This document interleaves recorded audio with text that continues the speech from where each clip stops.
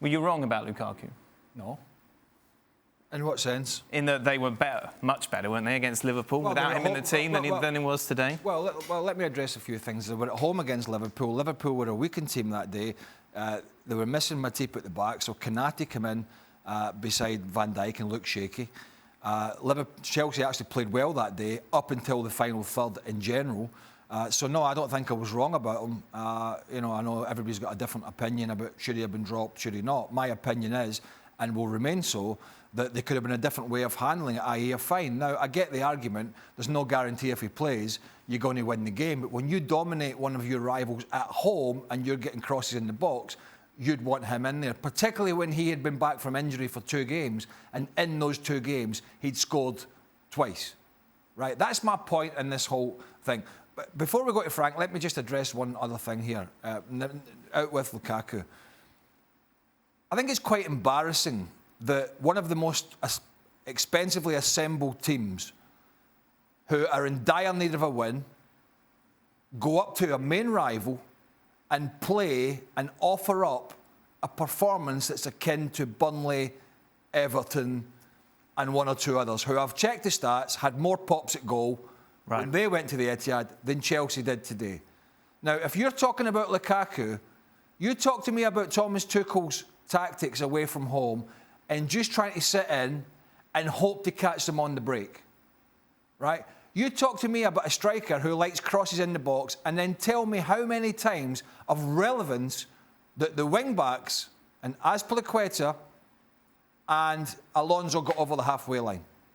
So it's all very well looking at your players, but I expect a team as expensively as assembled and a squad that is this deep and a game that they have to win to go up there and offer me something more than sitting in and waiting for City to make a mistake. Because I know a dozen other teams in the Premier League that can go and do that. What was striking, I thought, today, Frank, was if you compared the performance from Chelsea to that of Arsenal when they took on City just a couple of weeks ago. Arsenal had a bit of fight, a bit of belief. Chelsea seemed to lack any sort of that today. Yeah, that's true. That's true. I don't like to compare games because it's not the same day, it's different timing, it's different team. I guess Manchester City were more tuned in than they were against the Gunners maybe at the time. You can find lots of explanation. And what I just want to say is when you hire Lukaku, you know that he's not the type of player we're going to need. We're going to need helps from the others to create chances.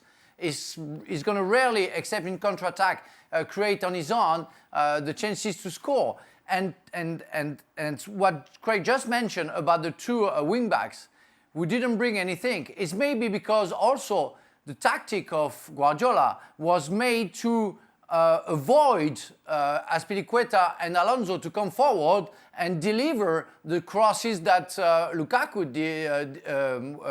wanted. So that's a little bit of that. It's also the weaknesses of Ziyech and Pulisic in that game, giving the poor ball in Lukaku. But overall, we have what we had last year, where Chelsea is a good defending team, but they can get out very easily, technically, out of their 2/3 of the field. But in the last third, there is a lack of maybe belief, but the lack of technique, lack of confidence of playing together to create chances. And therefore, offensively, I found them very weak in that game.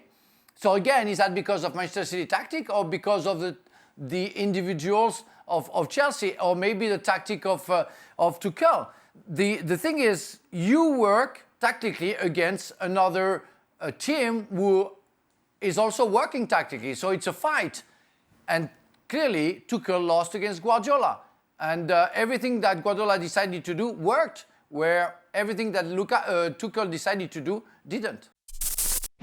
Thanks for watching ESPN on YouTube. For live streaming, sports, and premium content, subscribe to ESPN+.